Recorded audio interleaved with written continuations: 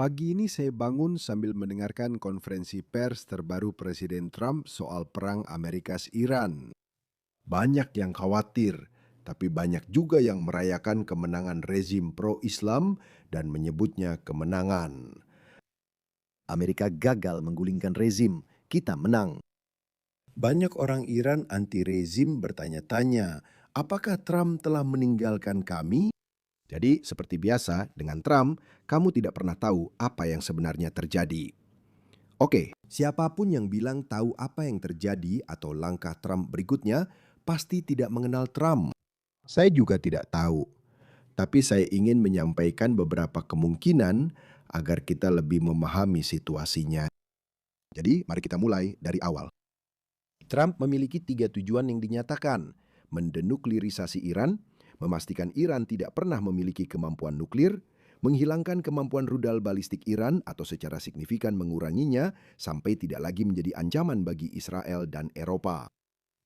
Ketiga, membuat rezim Islam berhenti mendukung proksi seperti Hamas, Hizbullah, dan Houthi. Tambahan manisnya, kita mungkin akan melemahkan rezim itu hingga rakyat Iran bisa menentukan nasib mereka sendiri dan rezim tersebut tumbang. Donald Trump awalnya mengira hal ini bisa tercapai dalam 3 hingga 4 minggu. Kini sudah hampir 4 minggu, tapi tampaknya belum terwujud. Sekarang, apa yang dikatakan Donald Trump? Donald Trump mengatakan bahwa dia sedang berbicara dengan seseorang dari dalam rezim yang dia yakini bisa diajak bekerja sama. Sebagai tanda itikat baik, mereka mengirimkan hadiah padanya. Apakah kamu pikir aku percaya pada mereka? Aku tidak percaya pada mereka. Kenapa repot-repot bicara denganku? Mereka akan membuat kesepakatan. Kemarin mereka melakukan hal luar biasa, memberi kita hadiah, dan Presiden tiba hari ini.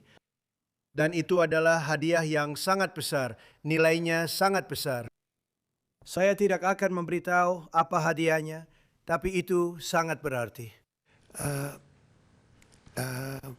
Hadiah. Mereka memberi kami dan berkata akan memberikannya. Jadi bagi saya itu artinya kita berurusan dengan orang yang tepat. Tidak, itu bukan soal nuklir, tapi minyak dan gas. Dan itu adalah hal yang sangat baik yang mereka lakukan. Tapi yang ditunjukkan kepada saya adalah bahwa kita berurusan dengan orang yang tepat. Karena Anda tahu, Anda tidak tahu. Karena para pemimpinnya terbunuh, semuanya hilang. Khomeini, semuanya hilang. Kalau meminjam ungkapan itu, mantan pemimpin tertinggi. Dan kemudian pemimpin tertinggi yang baru itu setidaknya kena cukup parah. Dan semua orang lainnya sudah pergi. Banyak orang di tingkat 3 juga sudah pergi. Kita sedang berurusan dengan kelompok orang yang menurut saya ternyata tepat. Presiden, hadiah mereka sangat berarti. Mereka bilang akan melakukannya dan benar-benar terjadi. Hanya mereka yang bisa melakukannya. Dia belum menyebut siapa orang-orang itu. Dia bilang hadiah itu terkait minyak Iran. Jadi, kira-kira apa itu? Mari kita mundur sejenak. Trump memahami bahwa jika dia membiarkan rezim Islam tetap utuh, maka hasilnya akan lebih buruk daripada sebelum perang. Hewan yang terluka lebih berbahaya dibandingkan yang sehat. Apalagi musuh seperti Mustafa Khamenei, yang dikenal bahkan lebih ekstrim daripada ayahnya. Dia juga telah kehilangan anggota keluarganya, ayahnya, anak-anaknya, istrinya, atau istri-istrinya. Saya tidak tahu berapa banyak. Membiarkan orang itu memimpin bukan ide bagus. Presiden Trump memahaminya. Jadi siapa yang dia tinggalkan untuk memimpin, kita tidak tahu. Saya rasa kita akan segera mengetahuinya. Sekarang ada kemungkinan lain. Karena ada banyak tekanan dari para pemimpin dunia, semakin lama Selat Hormuz tetap ditutup, semakin dekat kita dengan resesi global. Tidak ada yang menginginkannya, termasuk Presiden Trump. Karena itu awalnya dia pikir perang bisa selesai dalam 4 minggu. Kita akan masuk, menghancurkan segalanya, menyingkirkan para pemimpin, lalu membentuk pemerintahan baru di Iran yang bersahabat dengan Amerika Serikat dan Barat. Namun itu tidak terjadi. Jadi dia mungkin akan mengakhiri perang ini. Banyak orang khawatir dia akan meninggalkan semuanya, menyatakan kemenangan, lalu kembali ke Amerika. Itu mungkin saja. Namun seperti yang saya bilang, Trump tahu membiarkan mereka berkuasa akan jauh lebih buruk bagi Amerika dan sekutunya, bahkan dari sebelumnya. Kita sudah menang. Perang ini sudah dimenangkan. Hanya berita palsu yang suka memperpanjang ini. Kalau baca New York Times, seolah kita tidak menang perang, padahal mereka tidak punya angkatan laut, angkatan udara, atau apapun. Pesawat kita benar-benar terbang di atas Teheran dan wilayah lain negara mereka. Mereka tak bisa berbuat apa-apa. Jika saya ingin menghancurkan pembangkit listrik besar itu, mereka tetap tak bisa mencegahnya. Itu seperti serang saja saya. Itu saja yang bisa mereka lakukan. Dan jelas, kita lupa dengan kerajaan Arab Saudi. Beberapa orang menyatakan mereka mendorong atau mendukung rencana Trump menggulingkan rezim Iran. Mereka membayar mahal dan diserang rezim Islam. Bagaimana mereka akan hidup di Timur Tengah ketika seorang ulama yang lebih radikal memimpin Iran? Bagaimana respons Uni Emirat Arab? Izinkan saya mengingatkan, Republik Islam Iran lebih sering menyerang Uni Emirat Arab dibanding Israel. Bagaimana mereka akan merespons perkembangan ini? Akankah mereka hidup berdampingan dengan ulama yang lebih radikal? Ada satu hal besar lain yang tak bisa diabaikan, Israel. Israel tetap akan menyerang Republik Islam Iran karena di atas kertas, ini waktu terbaik untuk menyerang rezim tersebut. Kami menyaksikan protes besar yang belum pernah terjadi. Untuk menekan protes ini, rezim Islam membunuh 30-40 ribu rakyatnya.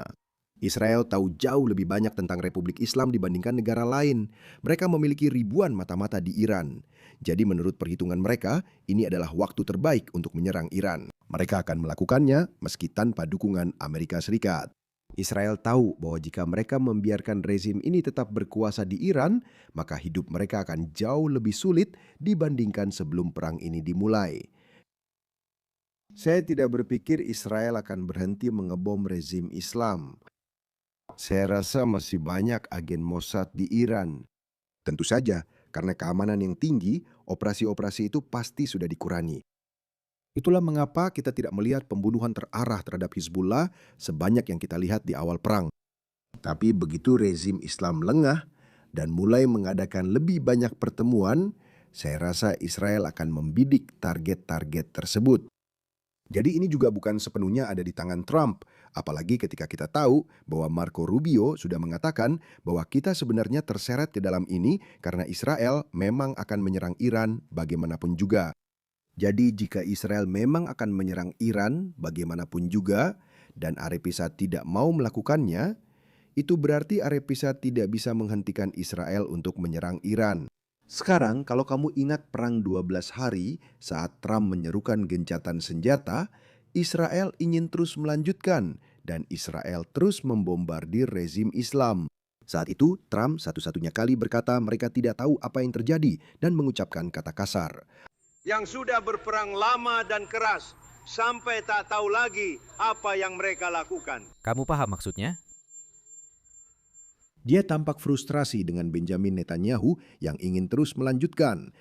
Tapi pada saat itu entah bagaimana Trump jelas-jelas menggunakan pengaruh Amerika dan mencegah Benjamin Netanyahu melanjutkan perang. Bisakah dia melakukannya kali ini? Saya rasa taruhannya bakal lebih besar bagi Israel.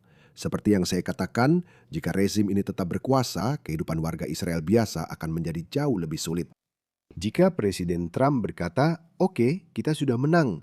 Kita telah sangat melemahkan angkatan laut dan udara, kita akan mundur, kita menang." Dan inilah orang-orang yang akan kita ajak membuat kesepakatan. Kita belum tahu siapa mereka, tapi beberapa orang menyebut kemungkinan ada pembelotan serius di dalam IRGC. Beberapa anggota IRGC mungkin melangkahi kaum radikal dan siap bernegosiasi dengan Presiden Trump. Sekarang izinkan saya mengingatkan, Trump bilang kita berbicara dengan orang yang mengirim hadiah sebagai tanda niat baik. Jadi, hadiah terkait minyak itu apa? Banyak orang mengatakan bahwa marinir Amerika Serikat sedang bersiap untuk melakukan serangan amfibi di Pulau Khack.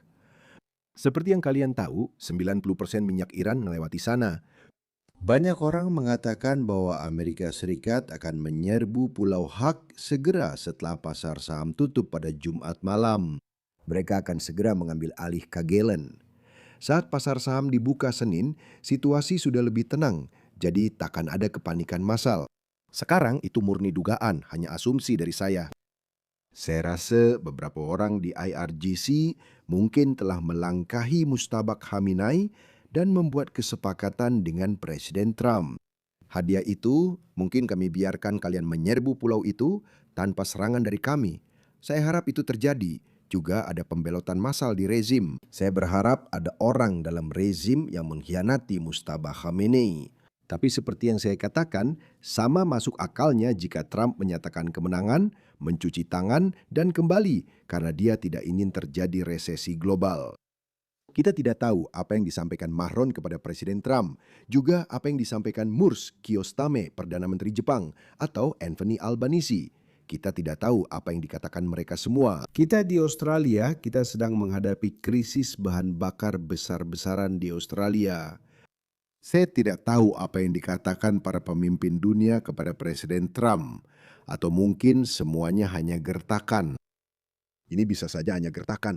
Skeptis rezim pro-Islam menyebut Trump setiap kali membombardir rezim Islam, meski berjanji membuat kesepakatan, seperti dalam Perang 12 hari itu. Dia memberi tenggat 1 minggu dan menyerang Fordo 2 hari kemudian. Pada awal perang ini juga, dia masih memberi mereka waktu. Dia pura-pura bahwa kita sedang bernegosiasi, negosiasi berjalan baik, lalu tiba-tiba dia melumpuhkan seluruh pimpinan rezim Islam. Sekarang dia bilang kita sedang menuju gencatan senjata. Rencana perdamaian 15 poinnya masih sama. Iran harus meninggalkan program nuklirnya dan menjamin tidak membuat senjata nuklir apapun. Mereka perlu berhenti mendukung kelompok proksi mereka dan sangat melemahkan program rudal balistik mereka. Tuntutan-tuntutan ini selalu ada. Jika rezim Islam kini menerimanya, lalu apa gunanya berperang? Dalam hal itu, Republik Islam sudah kalah. Bagaimana mereka akan menjaga muka? Jadi intinya, semua kebingungan ini memang sengaja dibuat karena saya rasa ini belum selesai. Saya rasa tidak sesederhana Trump pulang begitu saja. Jika Anda berpikir begitu, mungkin itu yang dia inginkan. Yang terpenting, itulah yang ingin dia buat agar Republik Islam percaya. Satu poin lagi, saya paham Trump tidak suka perang, ingin ekonomi tumbuh, dan tak ingin orang-orang mati. Tapi ada sesuatu yang sedikit berbeda dari Trump kali ini. Dia juga sangat ingin meninggalkan warisan yang baik. Saya rasa dia benar-benar ingin dilihat oleh generasi mendatang sebagai salah satu presiden terbesar sepanjang masa. Saya pikir ini alasan dia ikut perang. Dia yakin bisa menyingkirkan sumber masalah terbesar di Timur Tengah, yaitu Republik Islam Iran, dan mungkin membawa perdamaian di sana. Itu jelas merupakan warisan yang layak untuk dikejar. Banyak orang Iran menjilat, memohon padanya, menamai jalan dengan namanya, menyanyikan lagu, tarian Trump. Banyak hal seperti ini terjadi yang kita tahu Trump suka. Dia ingin meninggalkan warisan baik. Dia paham bahwa dalam jangka pendek ada harga yang harus dibayar. Kita tidak tahu seberapa besar harga yang akan dia bayar. Dia mungkin awalnya pikir perang selesai dalam 4 minggu dan kita akan menang. Tapi itu belum terjadi. Apakah ini batas maksimal yang dia berikan? Seolah berkata, rakyat Iran, saya sudah mencoba, tapi gagal. Maaf, kurang beruntung. Saya harus membuat kesepakatan dan mengakhiri babak ini. Itu juga mungkin. Semua orang sama bingungnya dengan saya. Tapi semua kemungkinan ini masih terbuka. Apa kata hati saya? Saya rasa dia menggertak karena saya ingin Iran bebas. Lalu, bagaimana dia bisa menghentikan Israel? Begitu ada gencatan senjata cepat atau lambat, pimpinan IRGC akan keluar dari bunker mereka. Begitu mereka keluar, saya merasa Israel akan menyingkirkan mereka. Saya rasa ini belum selesai. Saya kira ini cuma gertakan, tapi siapa tahu.